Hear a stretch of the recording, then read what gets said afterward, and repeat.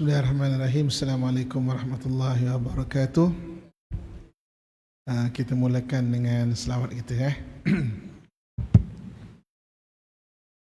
Allahumma salli ala Sayyidina Muhammad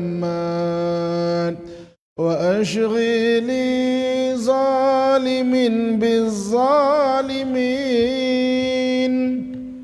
wa akhrijna min bainihim salimin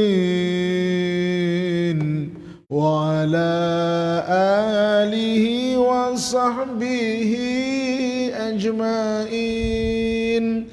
Ya Allah, selawatlah kepada penghulu kami Muhammad.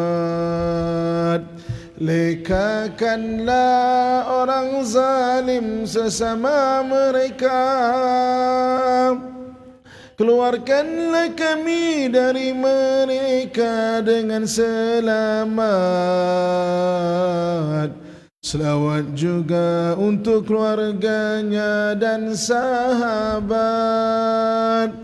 Allahumma salli ala Sayyidina Muhammad wa ashghili zalimin bizzalimin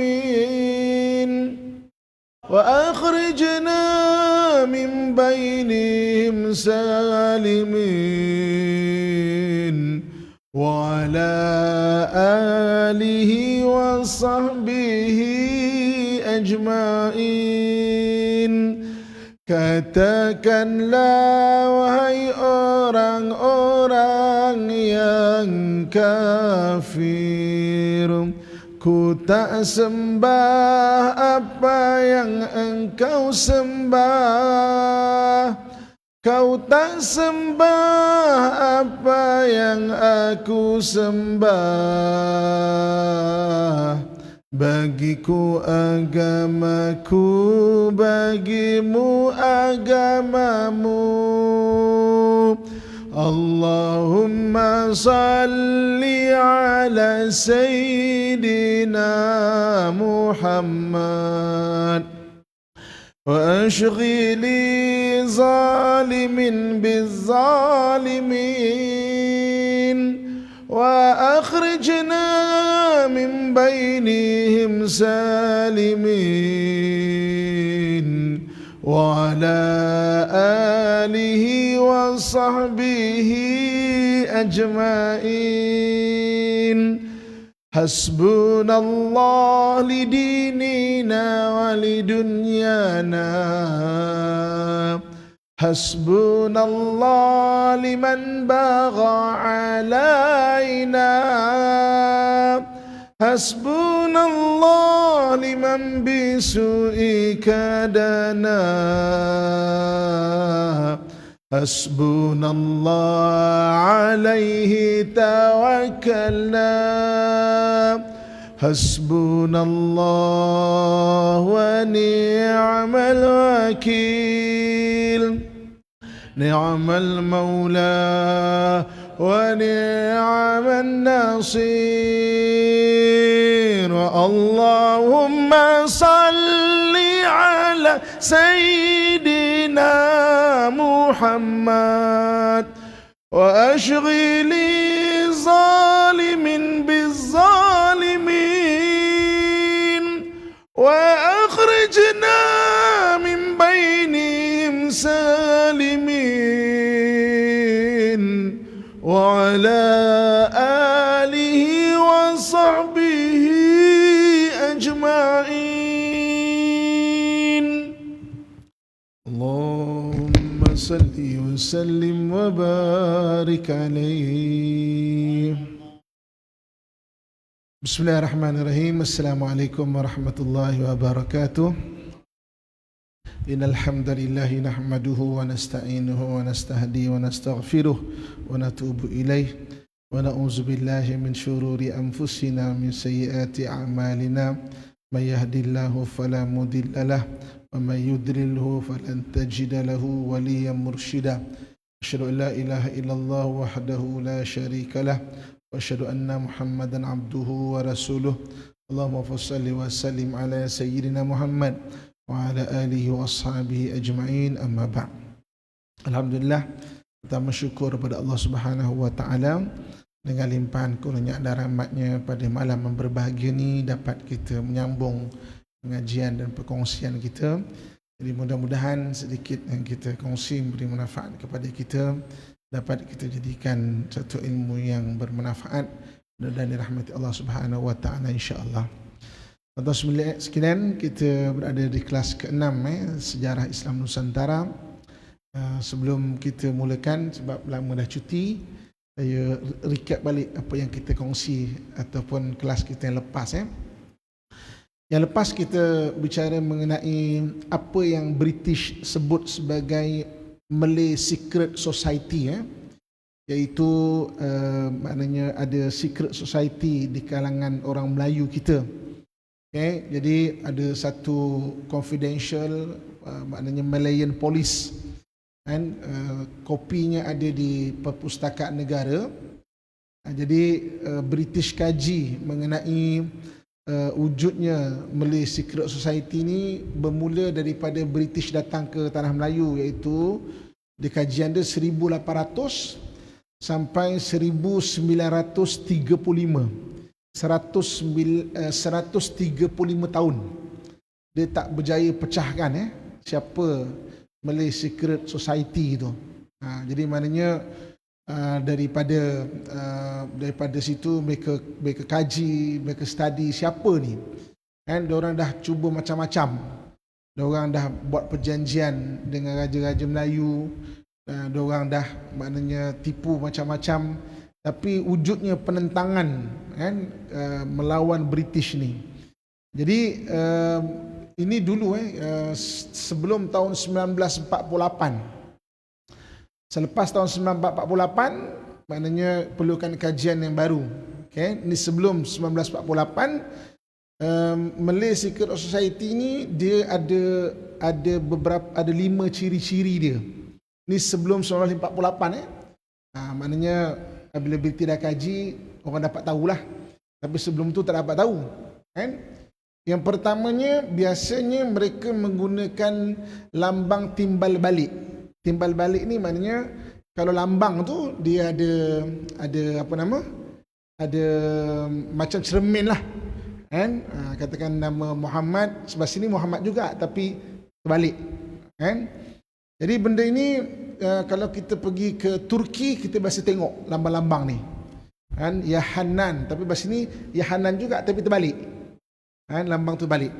Jadi kalau tuan-tuan sekalian, kalau kita tengok dulu-dulu, ni cerita dulu-dulu lepas 1948, kalau ada orang guna lambang begitu, kita tak boleh lah terus nak cakap ini Malaysia Society lah ni, tak tentu lagi, sebab dah diceritakan, orang dapat tahu. Ini kita dulu. Jadi kalau kita tengok tuan-tuan sekalian, maknanya contoh dia, kalau siapa orang Pahang, boleh pergi ziarah kubur Kampung Bangau. Di situ dekat kubur-kubur tu dia ada lambang, maknanya yang timbal balik ni. Begitu juga kalau di belah Perak, rumah Panglima Ismail, dekat lambang atau rumah tu, rumah Agam, ada lambang timbal balik tu. Jadi maknanya ini dulu. Jadi British cuba kaji pertama, biasanya mereka ni gunakan lambang yang macam ni. Adakah lambang tu memang solid daripada tanah Melayu?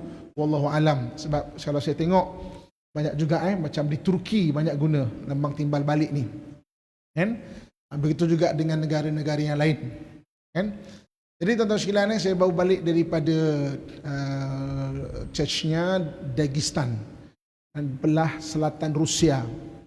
Sebenarnya dunia Islam ni dia punya maksudnya umat Islam tu lebih kurang sama. Kalau di bahagian selatan Rusia ni tempat memang majoriti Islam. Negara Chechnya, negara Dagestan tu negara kelahiran Habib, dia ada kat sini kan. Habib tu. Kemudian Ingushetia dan beberapa kawasan-kawasan lain. Jadi memang wujudnya, contoh ketika orang Rusia ni serang ataupun tawan negara-negara belah selatan Rusia ni, Chechnya, Dagestan, macam British datang jugalah. Jadi sama juga macam saya cerita yang lepas, dia ada Syekhul Islam bahagian jihad, kan? Dia ada imam-imam perang dan dia gunakan istilah yang sama, imam. Macam belah kita ni kan, imam yang memimpin peperangan. Kan? Jadi maknanya nanti tuan-tuan boleh boleh search, boleh study mengenai Syekhul Islam jihad sebelah sana tu, Muhammad Al-Yaraghi. Muhammad Al-Yaraghi. Namanya ejaan dia, ejaan kalau cari dekat kita nak study maknanya untuk knowledge review kita di Google, try lah MO ke ME ke Muhammad, MOGAMCD ke, cara tulisan dia lah. Tapi Muhammad Al-Yaraghi. Jadi Muhammad Al-Yaraghi, Syekh Muhammad Al-Yaraghi ni merupakan Syekhul Islam sebelah sana tu.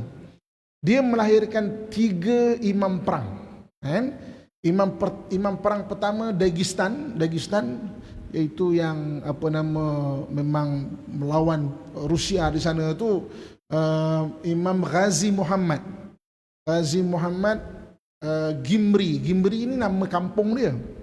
Saya duduk kat kampung Gimri, tuan-tuan. Orangnya sampai sekarang ni memang tu tempat kelahiran imam perang. Orangnya saya dijemput untuk maulid di sana. Maulid dia tak macam kita ni lah. Kita ni orang Melayu lembut-lembut. Allahumma salli ala Sayyidina Muhammad.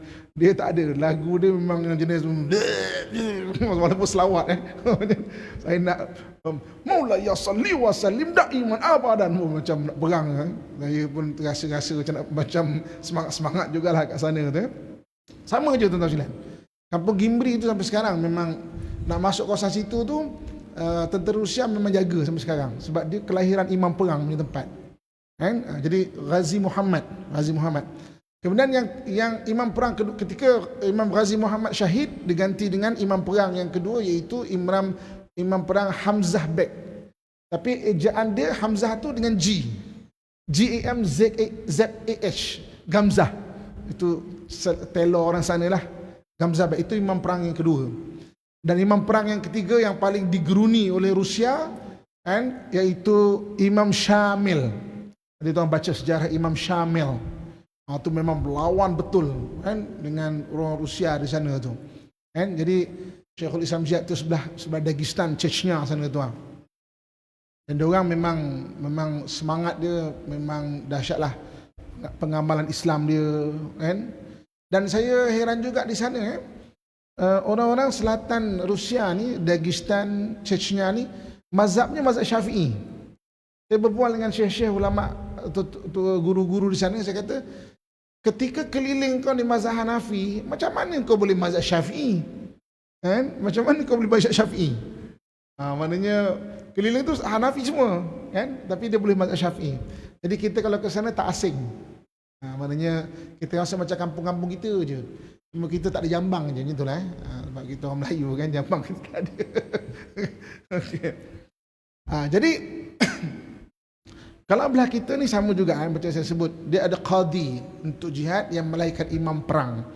Jadi kalau tuan-tuan boleh baca sejarah sama ada yang ditulis atau tak ditulis, belum ditulis, tuan-tuan kaji dekat tempat tuan-tuan sekalian, ada tak dekat daerah atau kawasan tuan-tuan sekalian yang ada orang ada gelaran imam, tapi dia bukan imam masjid atau imam solat, dia imam perang.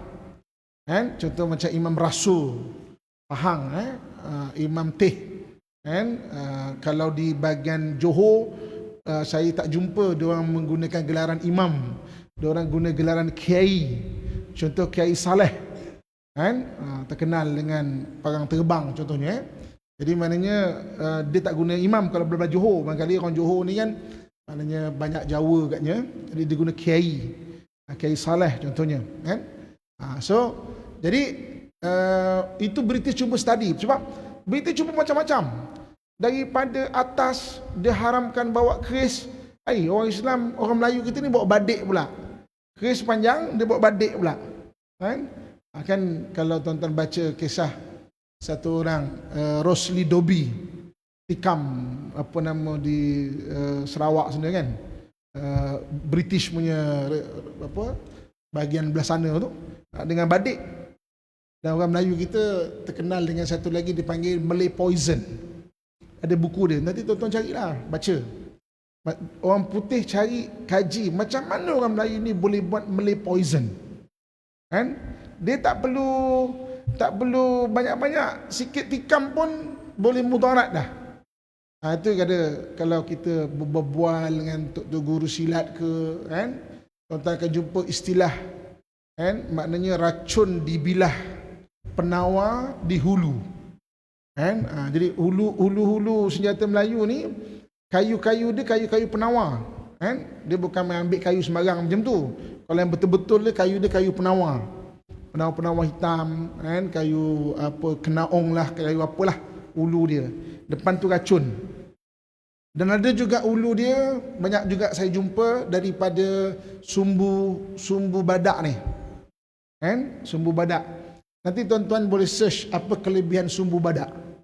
Kalau sekarang ni orang jual 1 gram sampai beribu-ribu, tuan-tuan sekalian. Kan? Sampai beribu-ribu. Rupanya orang dulu kita lama dah. Kalau ada racun tu, luka dia akan kikis untuk penawar racun tu. Kikis untuk penawar racun.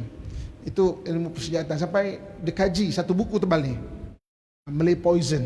Macam mana orang Melayu kita ni buat racun. Ada daripada pokok, ada daripada haiwan, ada daripada tumbuh-tumbuhan, dan sebagainya. Ni Bismillah muslimat alhamdulillah sekalian. Jadi balik tadi, yang pertamanya British kaji itu antaranya adalah lambang timbal balik. Maknanya segi lambang dia lah. Ini cerita dulu yang British kaji. Sekarang mungkin ramai orang buat lambang timbal balik itu, tapi mungkin tidak bermaksud yang demikian lah. Ini yang British kaji itu. Yang keduanya, tuan-tuan sekalian, tanda-tanda dia kita ulang balik je, kan? Dia ada janji sumpah setia dia. Kalau kena tangkap memang takkan cerita, tuan-tuan sekalian. Biar pecah di perut, jangan pecah di mulut. Itu kan orang Melayu kita ni sumpah pahlawan, kan? Kan waktu Mat Kilau mengisytiharkan diri dia Mat Kilau, kan kerajaan Pahang menubuhkan jawatan kuasa untuk mengkaji, kan? Antaranya cerita-cerita daripada dia, kan? Jadi salah satu cerita yang tak ada orang tahu, hanya bahagian Istana Kelantan je tahu. Dia ada kubur palsu. Maknanya British kejar dia dan dia digambarkan meninggal dan dikebumikan. Kan? Jadi catatan tu ada dekat Istana Kelantan. Kan? Jadi bila tak ada siapa tahulah kubur palsu tu, maknanya raja cuba selindung dia, okey, dah meninggal, confirm ni kubur dia. Kan? Jadi kalau kata pergi tengok dekat Istana Kelantan, catatan tu ada ke tak? Orang kaji-kaji betul wujudnya kubur palsu tu. Kan? Yang orang lain tak tahu. Kan? Itu antara dia. Antara lain dia bawa beberapa saksi-saksi hidup zaman dia. Antaranya Mat Kelantan, ataupun Mat Siam, adalah beberapa lagi nama-nama. Ketika dia minta satu orang tu, dia kata, "Tok, tolonglah cerita, betul ke orang ni Mat Kilau? Dia ni mengaku-ngaku Mat Kilau ni. Betul ke? Tolonglah cerita." Dia kata, "Tak tahu, saya tak tahu." Di akhir-akhir dia, saya ada catatan dia. Kalau tuan-tuan nak tengok boleh datang office saya, kan? Maknanya temu bual pada tahun 1969 tu. Akhirnya dia cerita sebenarnya memang dia lah Mat Kilau, tapi menangis dia. Sebab Tok ada sumpah setia pahlawan. Mana takkan pecah cerita tu. Kan? Ini kalau budak-budak yang baru ni konon-kononnya, tapi belum dah cerita kat Facebook, doakan kita nak itu bukan dia lah. Sebab dia ada istilah kerahsiaan. Kalau dalam bahasa Arab tu dipanggil sir wa hazar. Sir itu kerahsiaan, hazar tu maknanya berhati-hati. Bukan semua benda boleh cerita, kan? Semua benda orang boleh cerita, tak semua benda faham. Sebab tu perang musuh bisik, kan, antara kerajaan Kedah dan juga Siam. British antara yang pelik adalah macam mana orang Melayu kita ni boleh melawan dan beri penentangan yang hebat pada Siam, sampaikan British pun tak boleh tahu. Sebab British dengan Siam dia baik tau. Dia diam-diam dia minta Raja Kedah ni serahkan Pulau Pinang, Kan konon-konon dia okey, kita akan protect kau daripada apa-apa musuh. Tapi dalam waktu sama, diam-diam dia buat perjanjian dengan kerajaan Siam. Kan 1909 British Siam dia bagi selatan Patani, selatan Thailand kalau kita maknanya selatan Thailand tu kepada Siam. Kan maknanya satu penipuan. Jadi kalaulah peperangan tu diketuai oleh orang istana, biasanya akan bocor. Tapi kalau peperangan tu diketuai oleh para ulama ataupun British sebut sebagai Malay Secret Society, itu British panggil peperangan tu tak bocor. Satu contoh peperangan yang dipimpin oleh apa yang British sebut Malay Secret Society adalah peperangan musuh bisik. Kan? Jadi maksudnya tak pecah. Maknanya macam mana teknik pergerakan, cara. Sebab tadilah dia ada Sir Wahazar, dia ada perjanjian pahlawan dia. Kan? Dan dia orang mempegang betul. Kan? Dia mempegang betul sebab melawan British. Kan? Bahasa Melayu kita pun, pepatah-pepatah Melayu kita jumpa sumpah-sumpah pahlawan ni kan. Okey. Kemudian yang ketiganya, dia ada bahasa-bahasa kiasan. Orang Melayu kita penuh dengan bahasa kiasan. Saya dengan izin Allah pernah mengajar di Moscow State University di Rusia. Antaranya fakulti bahasa. Saya jumpa orang grup orientalis kat sana tahun 2009. Grup fakulti bahasa tu datang jumpa saya. Tanya beberapa istilah orang Melayu yang dia tak faham. Kan? Maknanya contoh dia saya ingat lagi waktu tu dia tanya, apa maksud telur di hujung tanduk? Kita orang Melayu semua kita tahu apa maksud dia. Tapi dia tak boleh faham. Pada dia telur di hujung tanduk tu satu keadaan yang ajaib. Ajaib. Contohnya, wah, orang ini melompat kan, bermain sarkas daripada satu tali ke satu tali. Sangat hebat seperti telur di hujung tanduk. Tapi orang Melayu kita faham apa maksud itu. Kan? Jadi dia ada bahasa-bahasa kiasan dia. Kan? Sebab tu kalau jumpa orang lama kan, nanti tetap hati ada bahasa-bahasa kiasan yang kita tak perasan tu. Dia nak tengok kita. Kan? Maknanya ada bahasa-bahasa yang dia keluarkan butir-butir perkataan tu, sebenarnya dia nak tengok kita. Kan? Kalau orang lama-lama kan. Maknanya kan? Ada lagi ke harimau ni yang jaga tanah air ni. Kan? Itu Harimau Malaya dah pupus dah. Kan? Tak ada dah kan. Oh, maknanya dia pun diam je lah. Kan? Dia bagi coding-coding untuk kita faham. Okey. Yang keempatnya dia ada dipanggil bahasa badan dia. Bahasa badan dia ada sign language dia lah. Kan? Ni pun saya dah cerita. Kita tak usah Malay Secret Society. Saya dalam dunia diving pun ada bahasa isyarat dia. Kan? Okey. Kalau dalam air. Tak okey dalam air. Kan? Dalam dunia diving pun ada bahasa isyarat. Dia ada bahasa isyarat dia. Kan? Dan yang kelima, biasanya dia kalau dalam buku Malay Secret Society tu, dia ada apa yang diistilahkan pekerjaan terang dengan pekerjaan gelap dia. Terang ni dia adalah satu orang pengulu contohnya, tapi waktu yang sama dia ketua bagi satu pergerakan untuk maknanya lawan British ni. Dan dia adalah satu maknanya penggunting rambut dia punya pekerjaan. Kan? Tapi dia adalah mungkin ketua bahagian sini dan sebagainya.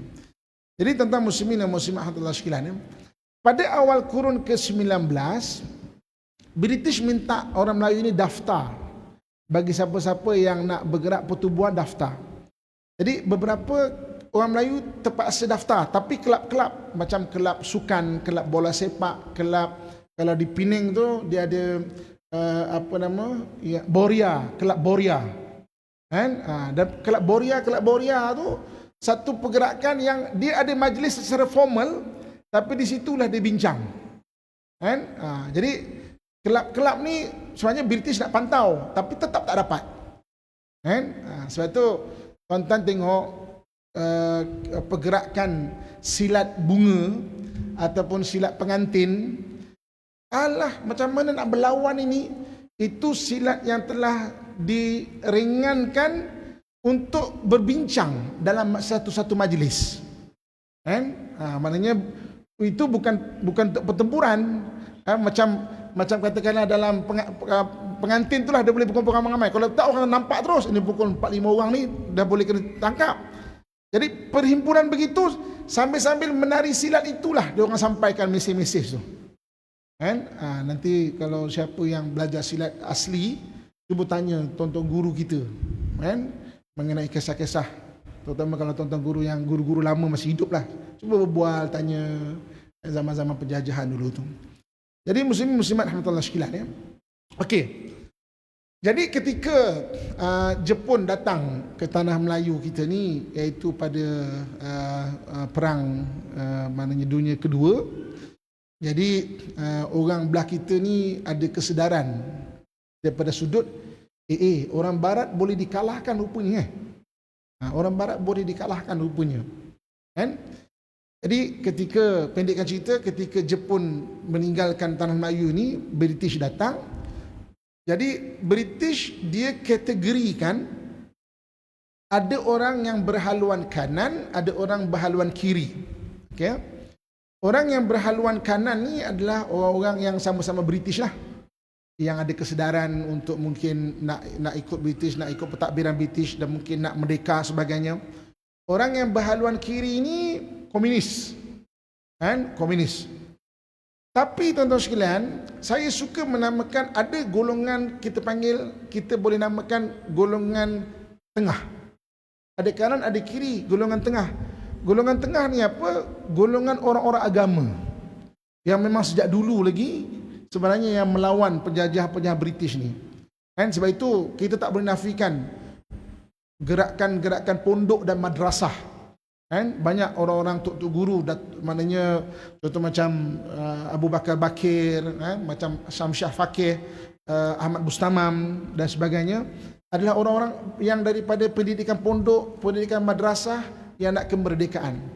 Jadi 1948 British isytiharkan darurat dengan menyatakan menangkap golongan kiri iaitu komunis, tapi yang banyak ditangkap antaranya para tok guru kita, para orang agama ni sebenarnya. Cuba tuan-tuan nanti baca sejarah, cuba tengok berapa ketul je orang komunis ni sebenarnya. Yang banyak adalah memang orang Melayu kita yang berjuang.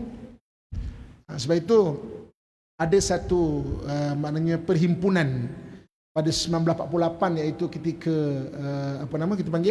ketika darurat ni, perhimpunan maknanya pejuang-pejuang lah kita panggil, nak senang, mereka membuat satu resolusi lah macam mana nak buat. Kan?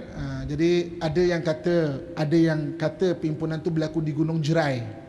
Kan? Jadi nanti tuan-tuan boleh berbual-bual, boleh study, boleh maknanya panjangkan kajian ya. Ada yang kata tempat lain, ada yang kata di Gunung Jerai, sebanyak 30 orang. Kan? Apa direction kita ni ketika darurat ni? Jadi keputusan itu senang faham, nak senang bahasa yang faham.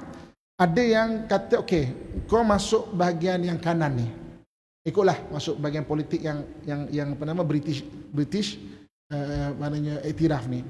Ada yang maknanya dipilih untuk masuklah, kita tumpang, kita bukan kata dia masuk komunis, tumpanglah komunis tu. Kan? Dan ada yang diarahkan untuk ataupun diambil keputusan untuk ke kiri ni. Dan ada yang kekal di tengah-tengah. Itu yang pondok-pondok, tok guru dan sebagainya yang menjaga maknanya di sudut pengajian dan maknanya semangatnya. Ini berlaku pada 1948 tuan-tuan sekalian ya. Muslimin dan muslimat rahmatullah sekalian. Okey. Jadi tuan-tuan rahmatullah sekalian, maknanya kalau kita sebut mengenai apa yang British panggil sebagai Malay Secret Society ni, kan? Jadi dia tidak dapat dipecahkan oleh British sehingga 1935.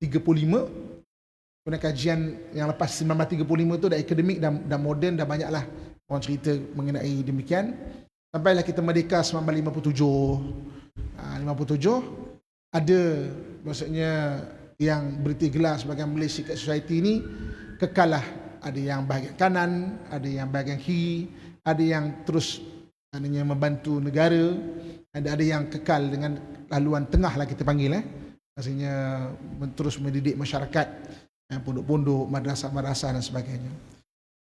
Jadi kita balik kepada maknanya dia panggil qadi ataupun Syekhul Islam, kan?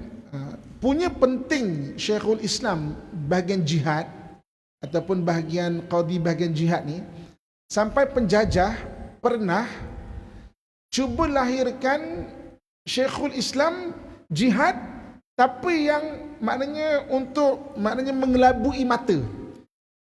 Antaranya tuan-tuan sekalian nanti boleh kaji satu nama, dia panggil Habib Osman bin Yahya. Habib Osman bin Yahya ni dilantik oleh Belanda untuk jadi mufti Belanda. Dia dipotretkan sebagai Syekhul Islam jihad. Dia mengeluarkan fatwa-fatwa haram berjihad melawan Belanda. Punya penting Syekhul Islam jihad tu, yang mereka imam-imam perang, kan, sampai ada dipotret, maknanya ditaja satu syekh-syekh ini yang dipotretkan itu Syekhul jihad, maka dia keluarkan haram melawan Belanda dan sebagainya.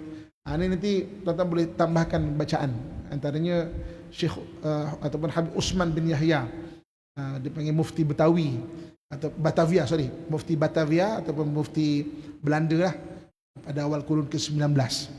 Ini punya pentingnya, maksudnya Syekhul Islam jihad tu. Muslimin dan muslimat rahmatullah sekalian. Okey. Seterusnya,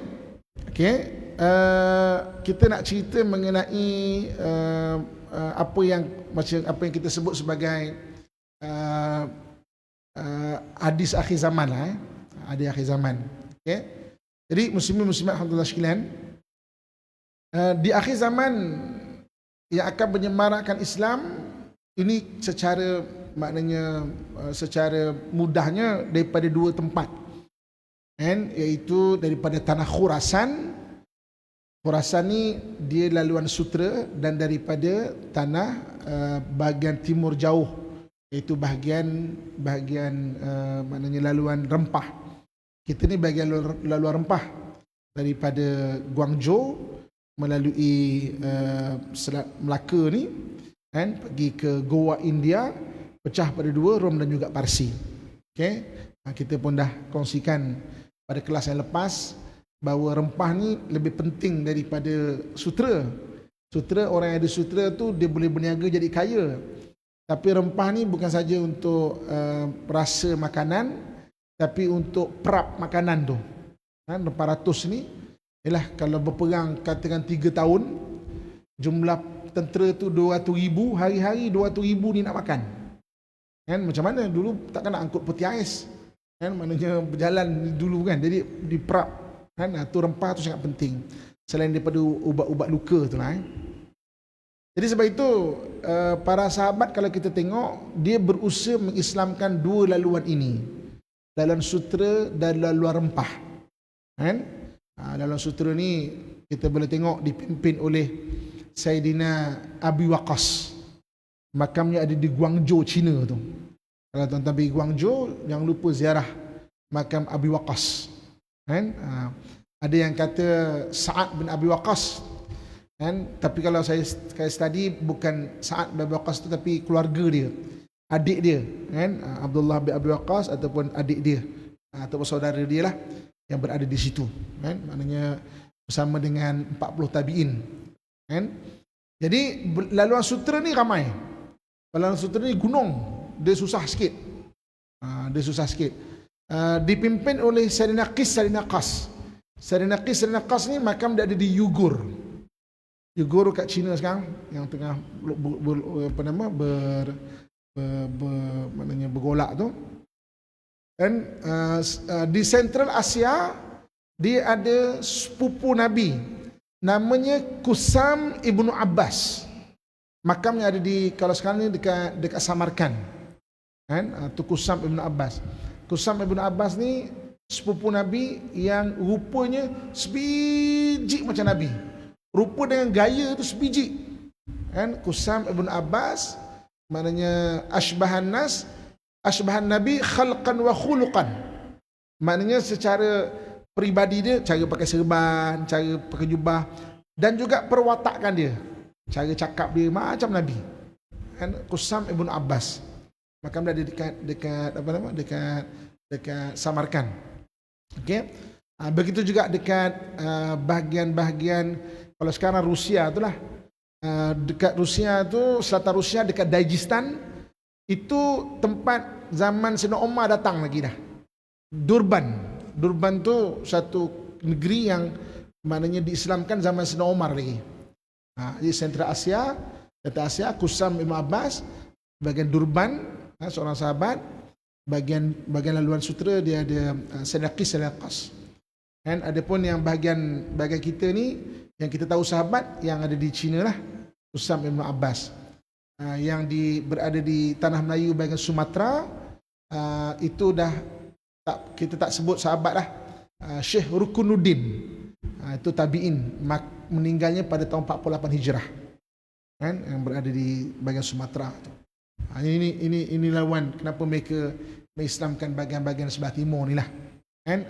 Sebab itu kita ni adalah anak-anak bahagian timur, kan. Jadi tak tahulah timur tu China ke, bahagian kita ke, India ke, Pakistan ke, wallahu alam. Tapi kita adalah laluan timur yang para sahabat cuba berusaha islamkan.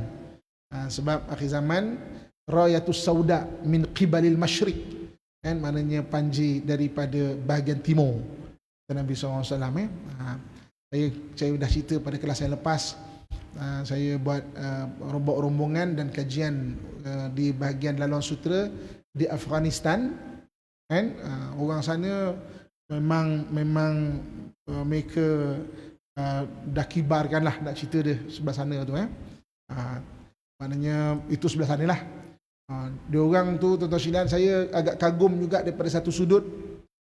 Kan tadi ingat tak saya sebut secret society? Kalau Malay secret society ni, ciri kedua dia adalah sumpah setia dia tu, sir wa hazar tu. Sir wa hazar, 2001 Afghanistan ditawan oleh Amerika. 2001 Amerika full equip dia dengan jet, dengan kereta kebal, dengan peralatan tentera, kan? Full equip. Memang takkan bangun balik lah. Maknanya orang-orang yang ada semangat untuk agama ni takkan bangun balik lah. Kan? Berlalu masa 20 tahun, 2021, tiba-tiba satu malam je, sebenarnya kami semua adalah pejuang-pejuang, lari semua US, tinggalkan peralatan-peralatan canggih itu dekat sana tu, kan. Saya waktu ke sana tu, yang saya tengok 20 tahun punya perancangan, CIA pun tak boleh nak baca. Macam mana dia punya sir wa hazar tu, masya-Allah, kan. Sampai kita kata belah-belah sana kan terkenal dengan popi, apa nama, dadah ni kan, candu-candu kan. Jadi agaknya petang-petang dia bagi pegawai mereka tu, sir, jadi gini hayal agak petang sampai malam. Dia waktu tu dia buat kerja agaknya lah. Tapi saya pelik tau, macam mana macam mana disiapkan bahagian sana tu ketenteraan tu, sekelip mata je, kan. Tu muslimin dan muslimat tuan-tuan sekalian. Okey. Jadi itulah yang penting untuk kelas yang ke-6 ni, kan.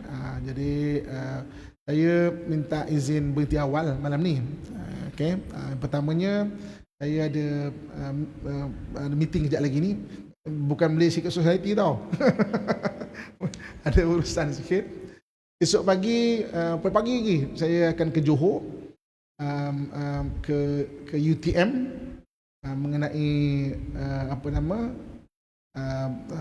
sampel-sampel batu yang saya ambil daripada bahagian Georgia tu, kan, akan keluar di keputusan lab untuk di sana lah. Sebelum kita tutup, kita cerita sikit lah, kan. Saya alhamdulillah baru balik daripada sana untuk kali kedua ni. Okay. Nanti tuan-tuan boleh baca surah Kahfi ayat 83 sampai 101. Kat situ menarik tu, dia punya cerita tu, kisah Zulkarnain. Kan? Kita bukan obses nak cari, lepas tu nak tebuk sana kemari, kan, bukan. Saya maknanya perhati tu sebab nampak kebenaran Al-Quran tu. Masya Allah, kan. Contoh dia, Zulkarnain Okey, kalau tuan-tuan tengok dekat Georgia tu, betul Georgia, okay, kita tak obses Georgia. Pada saya radius 1000 km lah bahagian situ. Kita tak tahu. Radius 1000 km lah bahagian situ. Okey. Dia pegunungan, sebelah kanan dia, sebelah kiri kalau kita tengok peta, sebelah kiri kalau dalam Quran Allah sebut matahari tenggelam di laut yang berlumpur, gelap. Dia panggil Bahrul Aswad ataupun Black Sea. Orang putih pun panggil dia Black Sea. Maknanya belah kiri dia jumpa satu kaum di sebelah kiri. Kemudian Zulkarnain pergi sebelah kanan, tempat matahari timbul pula. Itu dekat Caspian lah kalau kita tengok, maknanya daripada laut macam itu kan. Kemudian dia pergi ke tengah-tengah, itu yang dia jumpa satu kaum la yakaduna yafqahuna qawla. Dia tidak maknanya difahami bahasanya. Dan bahasa Georgia ni memang ahli linguistik mengakui bahawa bahasa dia memang family sendiri dekat gunung tu. Dia bukan family daripada mana-mana bahasa yang lain. Dia tak ada kena-mena dengan bahasa Slavik, Indo-European, daripada Semitic tu Arab ke, daripada Turki ke, tak. Bahasa dia sendiri. Sampai sekarang susah bahasa dia. Tulisan dia pun tulisan sendiri. Tapi Quran sebut la yakaduna yafqahuna qawla. Orang tak boleh nak faham bahasa dia tu. Jadi saya ke sana, saya ambil sampel batu. Dulu kali maknanya saya datang, saya berada di kawasan situ je, pegunungan gitu kan, kecerunan situ. Kali ni saya masuk melintasi pegunungan tu pula. Itu yang bahasa sini saja. Kita ambil lab, ada iron. Ini kita melintasi sebelah sana. Ambil juga sampel-sampel batu. Kita masuk lab setakat ni tuan-tuan sekalian, esok lagi detail lagi lah.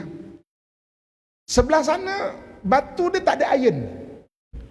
Tak ada kandungan besi dalam dia, tak ada. Sebelah sini ada. Sebelah sini ada. Sebelah sana tak ada. Lintas bukit tu tak ada dah. Tapi sebelah sini ada kandungan iron tu. Kan tuni zulbaral hadid, berikan kepada aku kepingan-kepingan besi. Kata dalam Quran disebut kan. Afrigh alaihi qitra, kemudian bawakan kepada aku maknanya tembaga. Besi itu dah dipanaskan, dah merah, kemudian dicairkan tembaga atas itu. Kalau bahasa orang Melayu kita ni dalam menempuh senjata ni dipanggil sepuh. Besi itu kalau kita orang Melayu kita bawa keris atau bawa pedang, dah bakar, dah merah tu, untuk dia lebih keras lagi, dia kena sepuh. Ada sepuh dengan air, ada sepuh dengan minyak. Pernah dulu dengar cerita tak? Keris hitam bersepuh emas. Kan? Sebab benda emas, tembaga ni takat lebur dia lebih rendah daripada besi. Besi 1500 darjah Celsius. Dia lebih kurang 1000 je. Jadi kalau besi itu dah mula keras tapi merah lagi, boleh dituangkan tembaga situ. Dan kalau kita baca buku-buku lama, nanti tuan-tuan search dah. Georgia ni Kingdom of Copper. Kingdom of Copper. Negeri tembaga. Zulkarnain minta, Atuni Zubar Hadid, kau berikan aku kepingan besi. Kata okey, cairkan tembaga. Besi di tempat lain mungkin, tembaga tu memang ada besi tu. Ini esok punya keputusan, nanti saya akan kongsikan. Kalau lah dia kata setakat ni saya jumpa batu-batu tu ada iron, tapi kalau batu-batu tu ada tembaga, itu dekat betul lah tu tempat tu kan. Janganlah ambil banyak-banyak, takut berlubang nanti. Itulah sebab bila tengok macam tu, maknanya kebenaran Quran yang Quran sebut 1400 tahun dulu tu kan. Ya'juj dan Ma'juj ni dia ada 3 versi agama ada menceritakan dia. Agama Yahudi pun cerita, agama Kristian pun cerita, agama Islam pun cerita. Tapi agama Kristian dan agama Islam yang ada cerita kebangkitan dia balik. Dia akan keluar balik. Kan? Ya'juj dan Ma'juj ni. Nanti tuan-tuan boleh search. Hollywood tengah buat filem mengenai Ya'juj Ma'juj ni, Gog and Magog. 2025 akan rilis cerita tu. Trailer dia dah ada dah. Gog and Magog Tapi itu pandangan dia lah tak betul tu, maknanya bagi pandangan dia. Jadi kalau kita tengok di sana, ada biara-biara lama, kurun ketiga, kurun keempat, kurun kelima, maknanya ahli kitab lah. Sebab Nabi SAW tu lahirkan 570 Masihi. Jadi kalau kurun keempat, kurun kelima tu, itu biara-biara ahli kitab lah. Tapi letak atas bukit-bukit, gunung-gunung tinggi-tinggi tu, kan? Saya tengok barangkali lah ya, dulu tu sebab dia ahli kitab, dia pun baca tak ada kebangkitan, dia letakkan orang untuk jadi macam tower ataupun menara pemerhati lah, jika ada benda-benda pelik-pelik yang mungkin berlaku di sekitar situ. Wallahualam, kan? Itu yang menarik lah. Kalau pergi sana tu, nanti boleh tengok maknanya kisah-kisah antara kisah-kisah Al-Quran lah, mengenai kisah-kisah antaranya figura keempat akhir zaman yang akan keluar. Dari figura pertama kan Imam Mahdi, figura kedua adalah Dajjal, yang ketiga Nabi Isa, yang keempat adalah Ya'juj dan Ma'juj. Untuk kisah Al-Quran dan kisah hadis Nabi SAW. Okey, jadi saya setakat saja dulu yang boleh kita kongsikan, insya-Allah. Panjang umur rezeki, jumpa lagi pada kelas akan datang. Aku qauli ma sami'tum astaghfirullah li wa lakum wa lisairil muslimin fa ya fawzal mustaghfirin wa ya najatat taibin. Assalamualaikum warahmatullahi wabarakatuh. Selawat Ashril ni, tuan-tuan sekalian, dia memang selawat yang maknanya khas untuk orang bagian kita ni, orang belah-belah Arab. Dia tak maknanya membacanya sangatlah. Saya waktu dijemput dekat ada majlis maulid dekat Dagestan tu, diorang punya budaya adalah baca maulid ni ataupun baca selawat ni, kemudian dia selang-selikan dengan bahasa dia tau. Bahasa Ingushitia, bahasa Chechnya, bahasa Dagestan. Lepas tu dia kata, "Okay Muhammad, silalah kau baca selawat lah yang daripada negara kau." Kan? Saya pun baca, saya kata, apa selawat? Selawat ni kan banyak selawat kan? Saya pilih selawat Ashril ni lah. Dia tak pandai nak ikut, kan? Baik ikut. Saya pun baca yang baca kemudian hasbunallah tu kan. Lepas dia kata, mana yang bahasa kau punya? Kan? Dia suruh saya bahasa punya tu, yang bahasa Melayu tu, saya bacakan. Oh, dia kata, oh hari ni kita punya majlis selawat ada bahasa Chechen, ada bahasa Melayu, ada bahasa banyak-banyak bahasa lah. Punya budaya dia suka laungkan juga dengan bahasa tempatan biar orang lebih menghayati, kan? Tu antara yang menarik lah maknanya di sana tu. Okey, kita akhiri dengan selawat Ashril insya-Allah. Allahumma salli ala sayyidina Muhammad wa ashghili zalimin wa akhrijna min bainihim salimin wa ala alihi wa sahbihi ajmain. Ya Allah, selawatlah kepada penghulu kami Muhammad.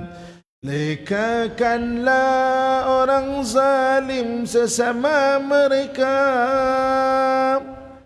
Katakanlah kami dari mereka dengan selamat. Selawat juga untuk keluarganya dan sahabat. Allahumma salli ala sayyidina Muhammad wa ashghili zalimin bizzalimin wa akhrijna min bainihim salimin wa ala alihi wa sahbihi ajmain. Katakanlah wahai orang-orang yang kafir, ku tak sembah apa yang engkau sembah, kau tak sembah apa yang aku sembah. Bagiku agamaku, bagimu agamamu.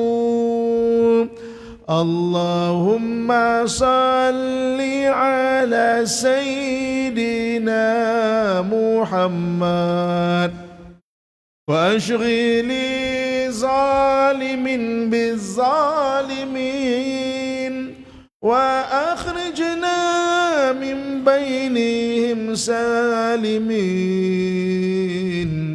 wa ala alihi wa sahbihi أجمعين حسبنا الله لديننا ولدنيانا حسبنا الله لمن بغى علينا حسبنا الله لمن بسوء كادنا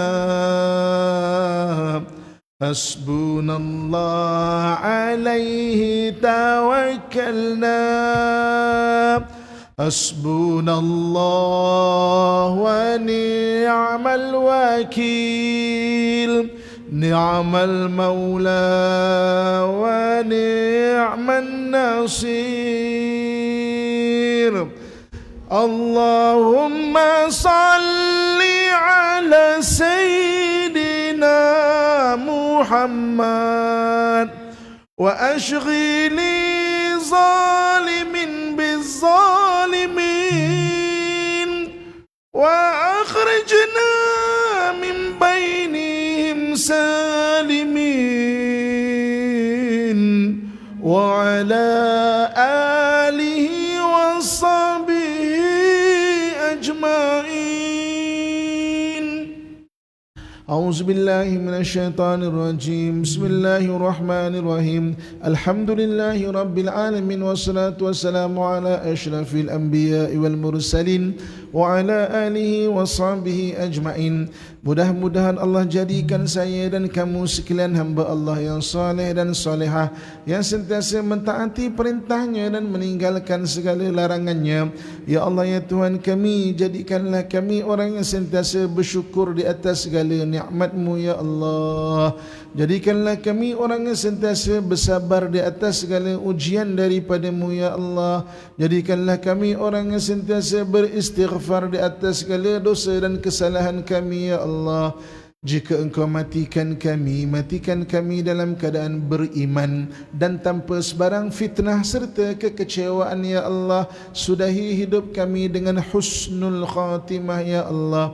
Ya Allah, ya Tuhan kami, ampunkan segala dosa dan kesalahan kami ya Allah. Ibu dan ayah kami ya Allah, guru-guru kami ya Allah, orang yang mempunyai hak ke atas kami ya Allah, dan kepada seluruh sekian muslimin dan muslimat, mukminin dan mukminat, sama ada yang masih ada ataupun yang telah tiada ya Allah. اللهم انصر إخواننا المسلمين والمجاهدين في كل مكان وفي كل زمان برحمتك يا أرحم الراحمين.